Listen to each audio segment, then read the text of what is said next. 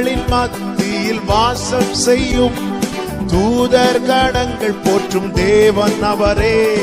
துதிகளின் மத்தியில் வாசம் செய்யும் தூதர் கணங்கள் போற்றும் தேவன் அவரே. வேண்டிடும் பக்தர்களின் கூரைகள் கேட்கும், வேண்டிடும் பக்தர்களின் கூரைகள் கேட்கும். திக்கற்ற பிள்ளைகளின் தேவன் அவரே, திக்கற்ற பிள்ளைகளின் தேவன் அவரே.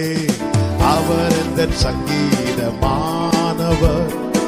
அரணான கோட்டையுமா, ஜீவனின் அதிபதியான அவரை ஜீவிய காலமெல்லாம் வாழ்த்திடுவோம்.